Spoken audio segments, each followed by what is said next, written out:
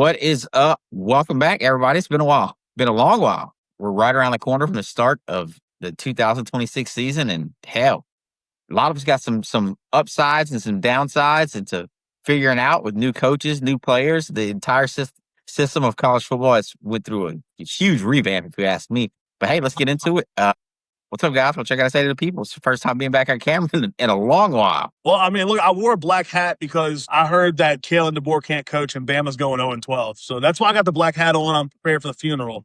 You know, that's kind of my opening statement here. Huda, how have you been, sir? Well, I'm frustrated that you just took my opening statement because I was just going to touch on how bad Kalen DeBoer is at coaching football. But excited to be back, dude. Football's here in my brain. I know we're still like a month or so. I think it's 6 weekends until actually week 1, 5 until we get college football. But I feel like we're back. Fall camp starts up real soon. LSU's obviously got everything's new.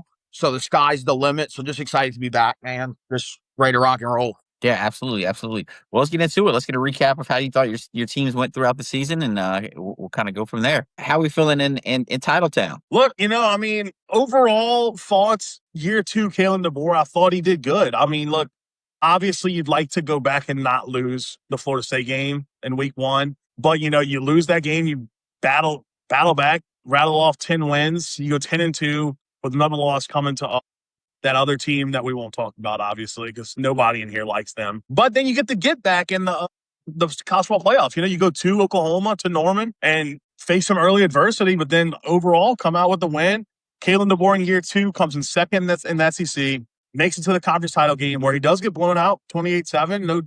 No arguing that, but makes the conference title game, makes the playoff, wins a playoff game. Overall, I'm happy with it. I like where we stand. I know there's a lot of talk about recruiting and stuff right now, which I'll probably touch on later, but back-to-back top 6 classes in his first 2 years, 9 wins, then 10 wins regular seasons. I mean, I think we're on the right track. I'm happy with where we stand. Anytime you're making the playoffs, I think that's kind of the benchmark for being good, I guess you could say, in my opinion. But overall, I'm happy. I'm excited for this year. I think we're going to have to prove it again, which we'll touch on that later too, but that's kind of where we're at. Huda, how's that Lane guy treating you, huh? Yeah, so I guess I'll probably take a little different route, just kind of, I'll talk more about the offseason, what happened to LSU. Like, obviously, LSU season last year sucked, which is why the head coach got fired, the entire offensive staff got fired, the athletic director got fired. Like, they pretty much cleaned house everywhere except for Blake Baker and his crew. Everything, the arrow seems to be pointing north, right? We talked about this, I think, probably the last episode we recorded, right after the national championship. Like, Lane Kiffin has not coached a football game at LSU, but he's done an A+ job so far in the things that he can do well in, right? Like, his job was to recruit, hire the right coaches, bring in portal classes. He's done a fantastic job at all of that to this point. You brought in the number 1 portal class. You signed multiple 5-stars. You brought Coach O back. It seems like you really got the thing rolling. Now, he's got to coach football games, right? The ultimate test is that, but he hasn't done that yet. So the way I look at it is until he gets to coach a football game, he's knocking it out the park. Obviously, the most important one comes in 6 weeks. That's when the most important part of his job shows up. But right now, everything looks great. We'll get into like the national media and like the expectations that they're kind of just putting on LSU. Not even putting on LSU, that they're saying that LSU fans have, that they're kind of just speaking for people. We'll get into that later on. But like, ultimately, I think, the sky's the limit with this team. I think what Lane has done to instill confidence in the fan base again is incredible to me, right? The fan base was in a really bad spot last year where it was just like, this thing looks like a shit show.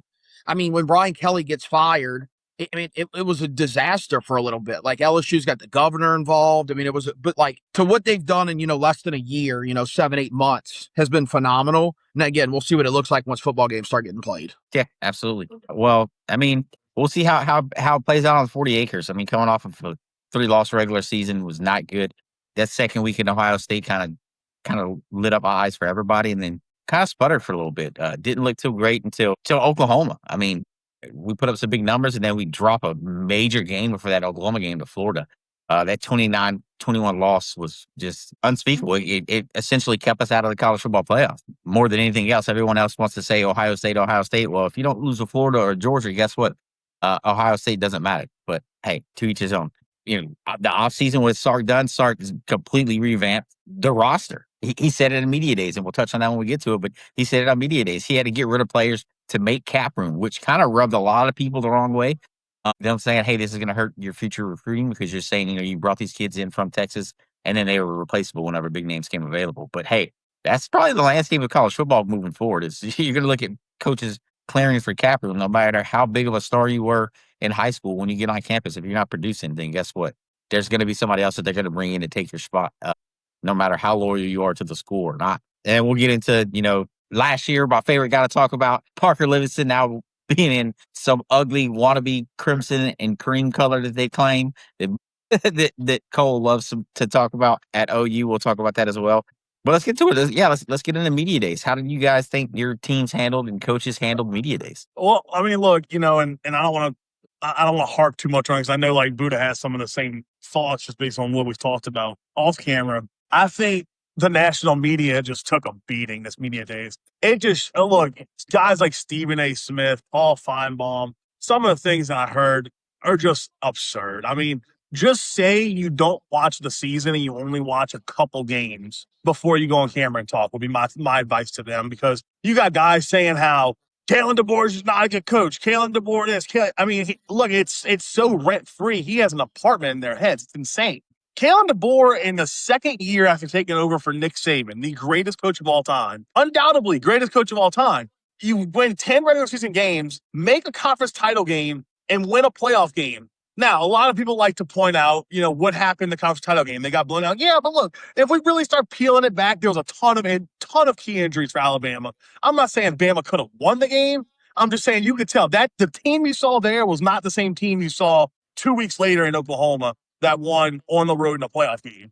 Now, Indiana, belt to ass, no way around it. But guess what? They did that to everybody they played except for Miami for the most part.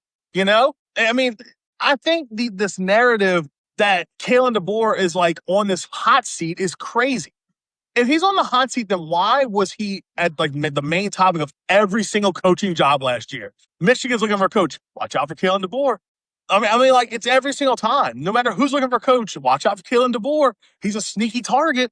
I mean, it's insane, dude. Look, I thought the way he handled media days was good. I thought overall, like, he seems calm, he seems collected, but that's kind of his MO. Like, he's not a guy that's like going to argue with reporters. He's not a guy that's going to like go at people a ton. He's very to himself, very just like, matter of fact, I think he looks confident. The players we sent was Bray Hubbard, Ryan Williams, and Xavier Brown. I think they talked really well. They seem locked in. Obviously, like, this is talking season, right? Like, they're just wearing suits and going to stand in front of a camera, and they're trained, like, they're told, like, how to speak to the media, right? Like, this is all a circus, for lack of better words, right? They're not putting on pads. They're not doing nothing. They're just talking. But I liked what I heard. I think SEC Media Days this year was really rough for the national media, though. And I'll let Buddha kind of take over from there. Yeah, I couldn't agree more. I thought the national media, and I don't even think it was the way, it wasn't the takes that they made. It was that they did the coward thing and hid and went. They didn't say Kalen DeBoer's not a good coach. They made claims like this, like the Alabama fans hate Kalen DeBoer. The Alabama fans think he sucks. The LSU fans think LSU has to win a national title this year. The LSU fans are expecting him to win this year. The LSU fan base is saying it's natty or bust this year. They never just stood it and said it with their chest. They just put words in fan base's mouths that is not accurate, right? Like, instead of just going, I don't think Kalen DeBoer's a good coach and here are my reasons, they acted like a coward and hid behind it, which drives me insane because I don't think the Alabama fan base hates Kalen DeBoer. I think there's a small portion that's like the lunatic group, which every fan base has, that's like, we're Alabama, we should be tough-nosed. Just like on LSU side, there's a portion of the fan base that's like, we spent $40 million, we got to win a natty this year.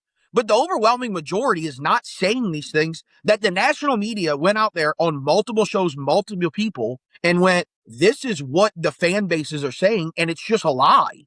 Because what will happen is they say these things that the fan base said, they didn't do it. Midway through the year, they're going to turn around and go, see, the fan base was saying it. And it's been them all along. I thought it was a horrible job of the national media. I think the overall, thoughts about SEC Media Days to me is like, I agree with Cole. It's just a lot of talking, right? Like, it's like who won, who lost. I don't think it matters. Like, I thought Pete Golding had a decent showing, but like, it doesn't matter. Pete Golding's good showing to the national media was he did the low-hanging fruit and he just poked fun at Lane Kiffin. right? Like that was what he did. Yeah. So like, I don't know how likable that is, or like, did you just hit low hanging fruit? But I thought the national media was pathetic. This past week.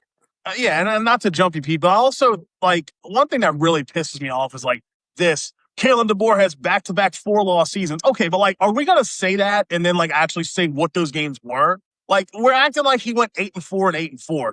That's what pisses me off about like Stephen A. Smith did that 3 times this weekend. He's like back-to-back 4-loss seasons. That's unheard of in Alabama, bro. Like half those games were in the postseason. What are we talking about? Like he didn't go 8-4. He went 9-3 and 10-2, and then lost a bowl game, lost a playoff game, lost a conference championship. It's crazy, man. It's crazy. Yeah, I mean, national media's been kind of they're looking for headlines. They did it all last year with hey, Texas is preseason number. Who the first team to go preseason number 1? Texas didn't ask to be preseason number 1. The media put him at preseason 1. Manning didn't want the hype that he had behind him. His last name brought the hype, and the media started putting him as a golden boy and everything else. Yeah. And then as soon as stuff started to sputter, what happened? The story flipped. Oh, this kid's the biggest fraud there is. This and that. Midway through the season, he starts throwing up numbers and looking better. They're like, oh, wait, maybe he's not. Maybe he's not. Like the narrative's always going to change with the media. They're always going to put out a headline that no one likes. I mean, that's just what we've seen with SEC media days. And it's going to continue throughout the season. The hype behind Texas already is kind of look at this roster that they got. Look what they can do. Until they do it, it don't matter how good they were the year before. I've said it in our group chat. Everybody's big on Coleman. I'm big on Coleman too. I think Coleman's going to have great numbers or whatever else. But let's not forget about the other kid that's in the same locker room with him and Ryan Wingo. Ryan Wingo didn't have a great year last year, but he still put up crazy good numbers. And that was supposed to be a down year. Just see what he does this year. Yeah. We're not going to know until the season starts off, and it's coming quick. It's coming real quick. And I mean, it's coming quick for Texas because we got one state again at home, which will, if Texas sputters, guess what? Everything's going to come out again. Everyone's going to be like, oh, Sark can't win the big game, which is funny to me. They say he can't win the big game, and he's lost what? A total, I think me and Booty talked about it yesterday, 3 or 4 total SEC games, and the SEC is supposed to be the toughest conference in the country. What other coach only has 3 or 4 losses in the SEC? I mean, probably DeBoer and Smart. Yeah. That's it. There's 2 of them, and they're probably the most 2 criticized coaches as of right now in the conference. Yeah, I think so. You just brought up like they're the most criticized coaches. I think my opinion on them is like I don't criticize them. I think there's pressure, but it's like deserved pressure, right? Like my take with like Sark having pressure to win is like they're investing a ton of money. He's considered an elite coach. Like there should be pressure to be a national championship contender. That should exist, right? Like that's earned pressure. That's not, but I don't think it's a hot seat pressure. But I think that it's a pressure cooker, right? I think there's a couple coaches in the country that have it. DeBoer, Sark, and Dan Lanning to me are the 3 that have it the most. It's like we've invested a bunch of money, the expectations to win, and every resource possible is behind you. So there's pressure for you to perform. If not, something's got to happen. And I think that's fair. Yeah. I think there's a big difference, at least in my opinion, than like kind of Buddha saying pressure and hot seat, right? Like I think hot seat is like what, like I always say it sounds crazy, but Venables last year before he beat Bama, he was on the hot seat. Like there's no way around that. Brent Venables was on the hot seat whether they wanted to admit it or not. Now, granted, he ended up beating Bama. He ended up making the playoff, hosting a playoff game. He got beaten that game. However, I think that kind of takes you off the hot seat. I think now you kind of go into there's a lot of pressure. Kalen DeBoer took over for Nick Saban. There was pressure immediately. Stark has a ton of money behind him. Made the playoffs, twice now, right, as head coach? Made a conference title in SEC. Now he has pressure. He is not on, like, in my opinion, there is no hot seat conversation with Stark. And I think the one that's a little different is Dan Lanning. I think Dan Lanning hasn't quite won the big games that I think they would like him to win in Eugene. I think it's just a different fan base over there. I don't think that there's as much pressure as there is in SEC because he knows he could go 10-2 every regular season probably. Pretty easily with the schedules that they're able to get, right? I think his is pressure, but I think it's leaning more hot seat than the other 2 we just talked about. But yeah, I think pressure and hot seat are 2 different things. I think Sark and DeBoer and Kiffin, for that matter, are all under a ton of pressure this year. I think hot seat, real quick, Pete, before you go. To me, hot seat's like, if when you're in high school and you're dating a chick and you go like, we're going to take a break. No, you're breaking up. Like to me, once a hot seat label gets put on a coach, it's over. Like that coach is getting fired. I can't think of one coach that actually was on the hot seat that survived it. We have a lot that have been put under pressure, but like once guys get on the hot seat, it's done. it's done, right? Like it's over. The fan base has made its decision.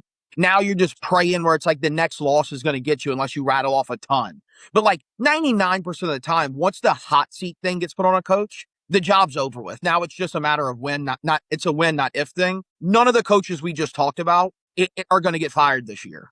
Like, it would be shocking. They would have to have an unbelievable collapse, like win 3 or 4 games. On that note, I'll say it. I told you this yesterday, Buddha, when you were on your live. I think Brent Venables gets fired if they don't score a touchdown against Texas again. If they go year 3 into the Red River Shootout and they don't score a touchdown and lose, there's no excuse for it. How do you not score a touchdown against your arch rival 3 years, 2 years, much less 3? I mean, I still can't. You can't explain that. You have Mateer that y'all have been claiming to be this great quarterback, and I know we're gonna get comments about his thumb, fuck his thumb. If they were that good, they were that damn good. Guess what? They would have scored a touchdown, and they didn't. What did he do? He threw picks instead. What was his comment that he said at SEC Media Days that we loved? When they asked him, how do you beat a coverage defense, or how do you read a defense in the SEC? You just throw it to an open wide receiver. Well, what? Who said that as a starting quarterback in the SEC? Well, what if they go 11-1 and lose to Texas by 35-0? Do you think he's fired? No. It was a fair question. That's not gonna happen. They're not going 11-1. I'm with you though, because I think when you I'm with you though, because I think when you consistently lose to your rival, I think that can sometimes be put you more on the hot seat, especially when you're losing the fashion they're losing, than going like 9-3, 9-3, 9-3, 9-3. You know, I think when you consistently just shit the bed against the game that matters the most to the fans and the boosters for that matter, because they're fans too, don't forget. I think that's when you start feeling the heat over your shoulder. You start looking over your shoulder when you're walking down dark alleys. I think that's when it gets kind of sketchy. So that's a good point. Les Miles would enter the chat. Like, Les Miles could not beat Alabama. So it was like, see you later, right. bud. Like, I mean, Auburn went through like 6 head coaches in the last 5 years. Like, it's been insane, you know? That takes place. Now, I'm kind of in the, like, if they lose to Texas again, I don't think he gets fired because of that. I think the season would have to be really bad. Or not really bad. It would just have to be another underwhelming year. If he goes 9-3 and that happens, I think he's fired. Yeah, if they go 10-2 and one of those 2 losses is Texas, like, he ain't gonna get fired. Because right now, dude, like, if you got kids in the room covering their ears, like, they're sucking this dude's dick. They're acting like this dude is Barry fucking Switzer. This guy's he's not a great head coach. He's a really good defensive coordinator that had a pathetic offense, and they snuck by a couple of games last year. They went 10-2, but they snuck by Auburn. They should have lost the Auburn game, and they should have lost the LSU game. LSU just rolled out chihuahuas and stuffed animals on offense, and they still almost lost that game. Like, they should have lost to Bama too. But, like, you know, they're towing this line of like 10-2 turns into 7-5 like this, which is why in his 4 years he's got 2 6-7 years and 2 10-2 years. Like, that's what's going on there. Like, it's not consistent. They're just talented because they're spending money, and he's a good DC. Like, I'm just tired of hearing about how good Brent Venables is when, like, there's no evidence to back it up. Yeah. No, I'm with you 100%. I mean, and we talk about their defense being so great, and we hear about it every year before the season, during the season. All you hear is how great their defense is. Texas put up 23, and then that great defense had a 17-point lead that sent them home. Made them the second team in college football history to host a playoff at home and lose. Now, look, you're welcome. I talked about this on the live. I think Alabama more of a credit. Texas did only score 16 offensive points against that defense. 23 is not a huge number the way you said it. Like, can we be honest here? Like, 23 is not like a monumental number. And Texas also scored 16 offensive points. Like, they played really good defense last year. They averaged 14 points a game is what they gave up.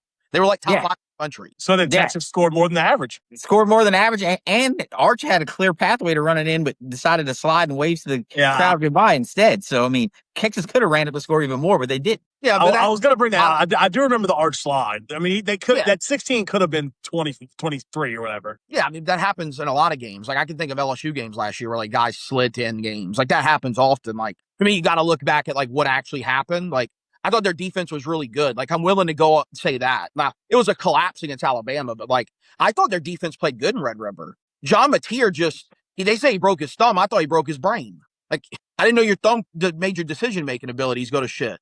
I think he already saw me headed up his fucking ass. Yeah. What stood out to y'all for media days from each of your teams or teams that you looked onto besides the national media shit in the bed as you guys put it? Look, I'll take Pete Golding because I know Buddha could talk about Pete Golding for a while for some obvious reasons. As someone who's had Pete Golding as a defensive coordinator and watched him take Will Anderson, who could have went on to be one of the greatest pass rushers in college football history, if we're being honest. Like he was on pace to be extremely good. One year he had, I don't know, like 20 sacks or something insane, right? 20-something sacks.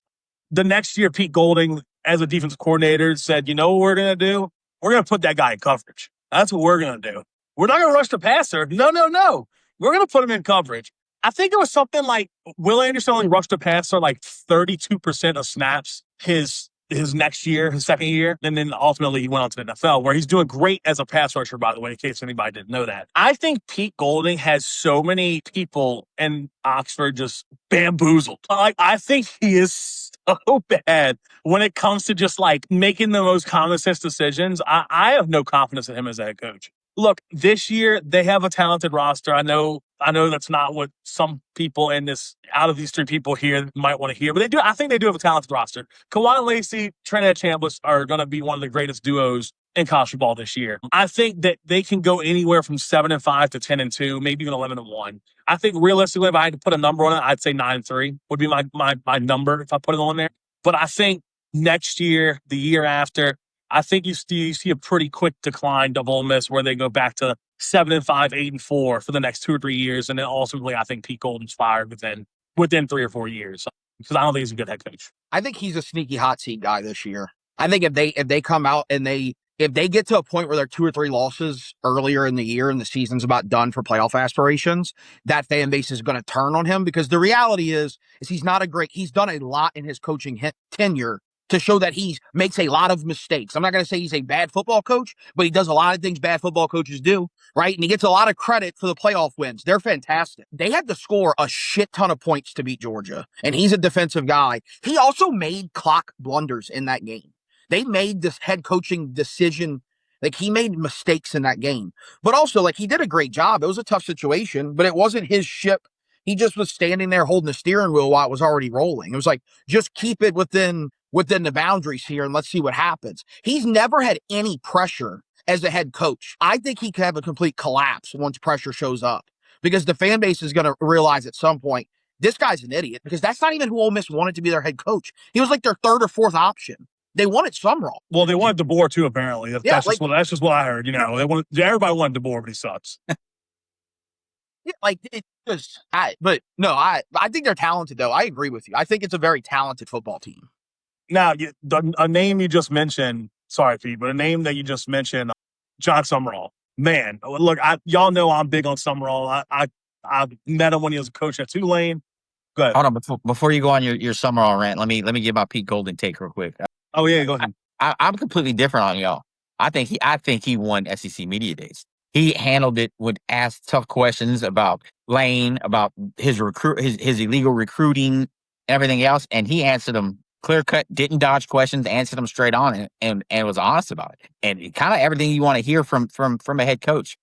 He does get some kind of grace because this is his. I mean, he's a head coach for 2 games, so this is going to be his first year. I don't think he's in a hot seat, even if they go have a shitty year. I think what he did at SEC Media Days probably bought him more time with the Ole Miss fan base and Ole Miss as a whole. Because, I mean, he had the best on-mic performance. Whether he really feels that way or that's how he really acts in the locker room or with his players or with the boosters, he handled the media like it was nothing. And it was crazy. I was like, damn, this dude just killed it. Now he's got to kill it on the field. Yet to be seen. Go ahead with John Summerall. Yeah, I mean, but to your point, like, I don't think he gets fired this year either. Not to bring back what Buddha said, but I mean, I do think though it's a short tenure. But yeah, I mean, if you pick who won it, I mean, it'd be either him or John Summerall, in my opinion.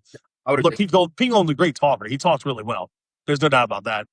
But man, John Summerall, I can't say enough about the guy. I covered him when he was at Tulane. The first time I ever met him, I texted all my buddies and said, "This is a football guy." This dude is just a football dude. He has incredible IQ when it comes to the game. The way he talks, you could tell he thinks things through very, very thoroughly. and he stepped up from Tulane. Now he's at Florida, which is a big jump. I mean, if you think about it, look, while yes, Tulane over the last 7 or 8 years has been pretty good since Willie Fritz. Now Summerall, still going from a really good Tulane team to a Florida team that's a big jump. But man, I mean, he's doing great recruiting. I mean, it's July, so like rankings will fluctuate, right? But I think he's going to end up having at least a top 20, maybe top 25 recruiting class at the worst. Seems like the players like him. He's a player's coach. I mean, media days, he kind of just took everything head on. He even threatened to throw a podium at a guy. His phone went off, which is hilarious. And another thing that had the national media in shambles, like, well, you don't say that to a reporter. Okay, like, calm down, buddy. He's obviously just messing with the guy. So, overall, I think he's one that if I had to pick a winner for SEC media days, it's probably either him or Pete Golden. I'd lean him because I hate Pete Golden. But, yeah, man, I look for Florida to get somebody this year. I don't know who. I think they go like 8-4, maybe 9-3. And I think Summerall is going to be a force in the SEC moving forward. I agree. I thought he had a really good media day showing.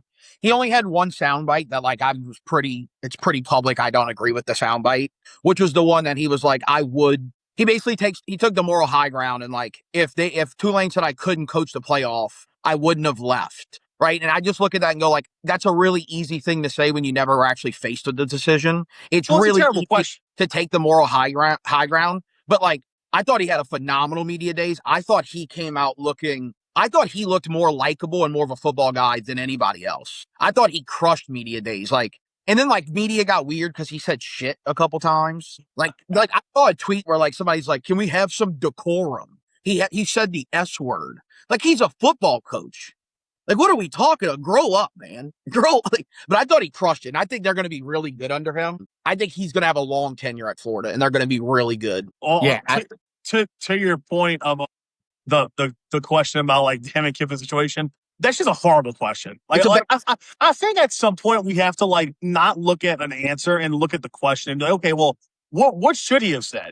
I guess that'd be my question to you is what would you have recommended he say? Like, if you don't like the answer, like, how do you even answer that question? Do you just say no comment? Like, it's just an awful question. It's like, hey, Buddha, if you happen to be a billionaire instead of the life you're in now, and like go back before you met your wife, before you knew any of your friends, and you were a billionaire, like, what would you have done differently? Like, it's just a dumb question. No, it's a bad question. I think he realized it was a bad question, and he kind of word vomited out. Like, in hindsight, again, I'm doing the same thing I didn't like that he did, but like in hindsight, it would be like Lane had a really tough decision, right? Everybody makes decisions. I made mine, he made his, and we're just going to continue to move on from here, right? Like, I just thought he word vomited, but I agree. It was a really stupid question.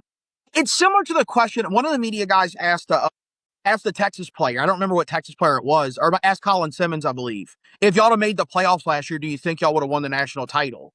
Well, that's a stupid question. That's a really bad question because what's he supposed to do? No, I actually think we'd have got our teeth kicked in. Like, of course he's going to say yes. That's a crazy question. Right. Yeah.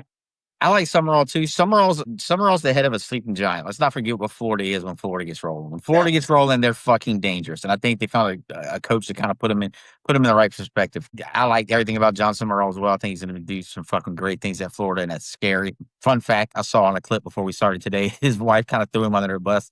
They asked her, what is he like that the Gator fans don't know about? She said he loves getting pedicures every 2 weeks. Yeah, crazy. But yeah, I think it's going to be an interesting year for him. I think they're one of the sleeping giants in the SEC that people are going to shake their head and be like, "Holy shit, what do we do by letting them get this guy?" Because he's great. He's a great coach. Look what he did at Tulane. I mean, he was succeeding at Tulane as much as you could. Who else stood out for y'all for media days as far as even players, coach wise?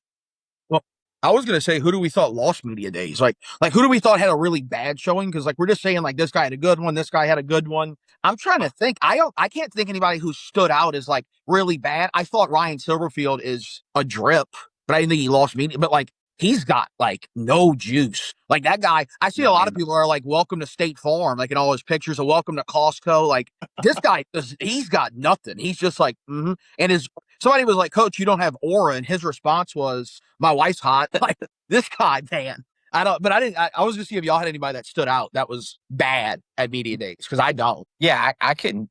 Honestly, I couldn't really tell you anybody that looked bad or rubbed me the wrong way or said it didn't really answer what they should answer. But I mean, we'll see. There's so much time left going into this season. Everything's up in the air of who's who and who's going to do what. Who's somebody that stands out player wise that people aren't looking at, whether it be SEC or whether it be just national football scene. Go ahead, Cole. I'll let you go. No, I see you excited. I just sat back down, so I see you're excited. So I'll let you go. Yeah, my answer, and it's me, Fred Smoot, and Brandon Walker out front for this guy. It's Kamario Taylor. I think Kamario Taylor is going to be phenomenal this year. I've been saying I think Mississippi State's a sleeper team in the SEC, not a sleeper to make the playoff before people start but a sleeper to be similar to that Vanderbilt team a couple of years ago that went 6-6, but it was like that's a really, really good 6-6 football team. Like, I think this Mississippi State team could be a 7-8 win group because I think Kamario is going to be a guy that, like, if they were any better, he'd be a Heisman type guy. I think he's going to be phenomenal. The ceiling, I think the bigger concern for Mississippi State should be, can we hold on to him for 2 years? Not what does the record look like this year? I think he's going to be a guy that mid-October is a household college football name. Look, I'll do something that I don't ever do, and that's I'll say a positive thing about Auburn, which neither of y'all have ever heard me say. I think Byron Brown, while I don't know how good he's going to be able to throw the ball, but some of the clips you see of him running at like practice during spring and stuff, and even like when he was at South Florida, the kid is extremely athletic. I think he might be one that people are kind of like, oh, this dude's actually pretty good. You know, do I think he's going to like win the Heisman? No, absolutely not. He's going to Auburn. That's impossible there. But I do think he's going to be a guy that a lot of people will, at the end of the year, know his name and be like, wow, this guy's pretty good, you know? Yeah, absolutely. Honestly, the more and more I thought about it, I really don't know. There isn't a player that's even quietly on my radar because there's so many big names this year. We're in a year of college football where it's every team you turn to, they got somebody that's going to stand out and make you like, holy shit, what are they going to do on the field this year? What are they going to do on this field this year? What's this kid going to do? Like, the expectations for, I think, pretty much all of our teams are kind of crazy right now. Some deservingly and some not. It's going to be a fucking hell of a season. I know that, fellas. Hell of a season. What else y'all got? I was like, Pete, then if you don't have a guy, give us a player on Texas's team that the everyday LSU Alabama fans just wouldn't know. You know, not. Well, I think I kind of did this on Twitter the other day too, and some people were like, "Oh, he's already a big name," and I mean, he had big numbers and he stood out and he was a spark plug for the defense. But I think I'm looking for him to essentially be 10 times better this year. Is going to be Grayson Littleton, the freshman cornerback from last year. He pretty much put Jeremy Smith in a fucking box when they played them. Jeremiah Smith, I forgot what his fucking numbers were to finish the game against Texas, but they weren't fucking good yet again. So I expect that to happen again, but we'll see. And then, I mean, if the 5-star freshman, I can't think of his name offhand now. John Meredith. Yeah, Meredith. If Meredith gets classification and is able to play, does he get on the field? That's going to be huge. That kid was a stud. I mean, he's already reclassified, so he's going to be able to be there for the fall. So I said, well, let's see what we get. Let's see if he can get on the field. Let's see if he can earn a spot. Another person I'm interested to see how he does and how he pans out, just because he's been kind of marked with injury and he's been a guy I've been big on is Jonah. You know, our 2-time player, baseball and football. Let's see if he can stay healthy and actually fulfill a full season, whether it be football or baseball. So I'm interested to see what happens there. Yeah, I think Meredith's going to be a dude. It seems like, I mean, he is going to be on the team this year. Like, he's going to enroll in classes and, you know, be a student for all it matters, which I think is great for him. You know, are we going to do looking forward to next season that we're doing next? Yeah, that's what you want to do. Yeah. Well, I just had a thought in my head and then I completely forgot what I was talking about. But anyway, it's been a while, dude. It happens, you know. Well, I do want to touch on, because this is why I want to bring this up, recruiting. Obviously, you know, Alabama, Kalen DeBoer can't recruit. It's a fact. No matter what anybody says, it's a fact, and they can't recruit. Look, the recruiting ranking for Bama is going to be abysmal this year. But I think, as someone who follows it extremely hard and likes to think that they understand what's going on, it's going to be a bad ranking, but it was more about retention. I mean, we talked about in the group chat, extremely young roster. I think we have 10 seniors this year. I think outside of that, we have only like 3 or 4 guys that are draft eligible. I think total class size right now is 14 players. I think it's like 1 5-star, 3 4-stars, and the rest are 3 stars. You know, DeBoer's getting a lot of hate because of it. Back-to-back top 6 classes don't happen if you don't know how to recruit. That's all I'll say about it. I mean, I think that they just this year forgot how to recruit, or all of a sudden Bama doesn't have any money is just crazy. I think you're just acting silly if you start like that. But overall, I mean, look, I think Bama's going to be a good team this year. We're very young. You're going to have to address the O-line, which we did. We fired our O-line coach, brought in Adrian Clem, who's an NFL and a college guy. I think we brought in 11 new offensive linemen between portal and recruiting class from last year. I think Bama has a little bit of trouble this year at times, but I think at the end of the year, you're going to look at them with 10 or 9 wins and be like, this is a team that's going in the right direction. This is a team that's addressing the problems that they have. And overall, I got us making the playoffs again. I do. I mean, I got us at 10-2. I got us making the playoffs, and we'll see what unfolds from there. I guess I understand. I think DeBoer can recruit. I know they can recruit. I don't think this is a product of that it's a shitstorm in Tuscaloosa and the money's not there and they can't recruit. I understand the logic. I just don't. It doesn't make sense to me as to why that's the logic.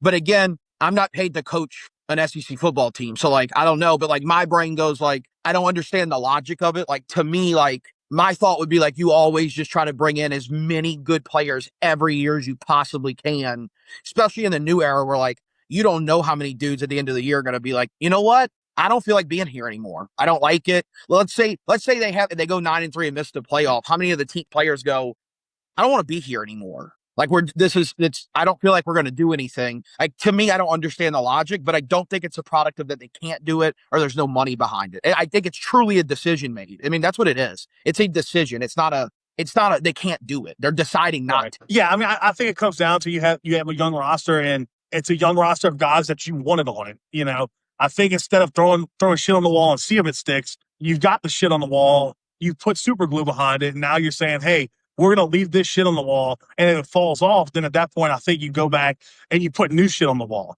That's when I think you go, like, I think if a bunch of guys transfer out, I think you'll see a bigger portal class this year. I know next year, the recruiting class is going to be better. It's already, I mean, like, it's obviously like a year away, but they already have, I think, 4 commits, and they're all, like it has them in the top 3 or whatever, which obviously it's a long time away. My point is they're already building on that class because I think they knew this class when they would have to keep small because of the returning players they have. It was a unique situation. People also forget when Saban retired, 35 players at the portal. So, like, you lost so much. You brought in 2 massive classes. You brought in 2 pretty sizable portal classes. I mean, year 1 was a small one. But last year, I think the total number of portal players was like 25 for us, which, like, with a young team, that's a lot of players to bring in. So I think ultimately it was kind of like, let's roll with what we have because we like what we have rather than go out and overspend on high school kids who haven't played a snap. Yeah, absolutely. What are your expectations going into the season, Buddha? Yeah, so my expectations for LSU are like, obviously it's a really talented group, right? I think the money invested would say it's a talented bunch. We have to see what it looks like when they play. I think LSU is going to be a fringe playoff group. And when I say that, like I think they're a 9-3 team that finishes the year ranked like 16th or 17th, right? And we're in that mix of, man, if the ball would have bounced differently against this team, we'd be 10-2 and in the playoff. Like, that's what I think this is. I think this is going to be a team that's 9-3, just misses the playoff, but the arrows point it north, and it's like, this looks right. I do think, LSU spent $42 million on the roster. That number's getting thrown around a ton. The vast majority of big programs spent $35+ million on their rosters, so they're all invested, right? Like, LSU's not unique in that. Now, again, the same thing with the Sark and Lanning thing I said. Like, if you're going to invest this amount of money, the expectation is results. I just don't think it's now to your bust. My expectation for this team is to be a top 20 team at the end of it. If you make the playoff, that's fantastic, right? I'm jumping for joy. If you finish 17th, I'm also really good with that. Like, that's just what I think this group is going to be, because it doesn't matter how talented you are. Like, they never played together. It's like 65 new guys, right? It's pretty much an entirely new team. The defense only brings back 4 starters, right? Now, it's a lot of dudes who played, and I think the defense is going to be good and cohesive, but it is 65 new guys that are really talented. So I don't think it's a fair expectation to be like, they got to go 11-1. And like, that's not where my brain is. And I don't think that's where a lot of the LSU fan base is today. Yeah, and I get it. Absolutely get it. One thing that we haven't touched on, but I'll touch on it on my take on this expectations for Texas. We're going to have a lot of 9-3 teams in the SEC. Yes. This new 9-game SEC schedule is going to catch a lot of people. It's going to catch a lot of good teams too. It's a lot more daunting than people were realizing. There's going to be a lot of 9-3 teams that are on the bubble of, oh, well, this team is fucking great, but guess what? They slipped up here. They slipped up there. This should have went this way. There's going to be a lot of teams on the outside looking in going, what's this committee going to do? How are we setting 9-3 and not getting the opportunity? we may have a 9-3 team in the SEC championship playing for a spot in. And if they lose and they're 9-4, then you ask the committee, what are you doing? Because you're not supposed to be counting conference games as losses. It's gonna be a scary year for a lot of teams. The SEC as a whole is gonna eat itself more than it has been doing in the past few years. And it's going to be good for some teams and it's going to be bad for others. Hopefully Texas is on the upside of that. I think they will be, but we'll see. I mean, we got another brutal schedule. We got 2 guaranteed wins in that though, like we always do. That's OU and A&M because we're going to beat their ass because that's little brother 1 and little brother 2. We don't lose to them. It just doesn't work. Since we came to the SEC, we made them our little state. We came into their room, which was the SEC, as A&M, and said, hey, guess what? Y'all are starting to be good, but you're not good enough to beat Big Brother. Beat that ass. We went from winning the Big 12 out last year there, making OU our bitch there before we left. Since we've been in the SEC, we haven't let them score a touchdown but in one game.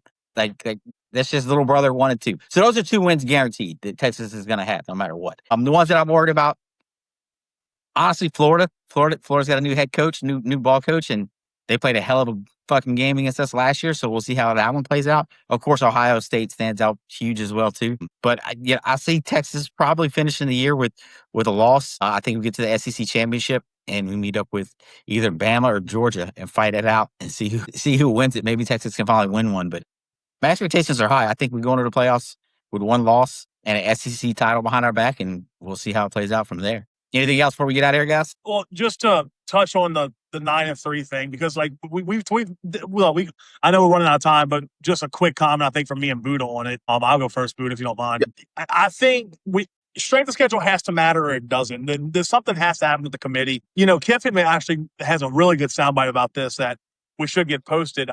He basically said, like, you got 11-1 team in one conference and 9-3 team in another conference, and they are vastly different when it comes to who's better. But the committee just ignores that. They talk about like the best team should be in, the most deserving team should be in. I don't know what the solution is because at the end of the day, it's human decision that it's left up to.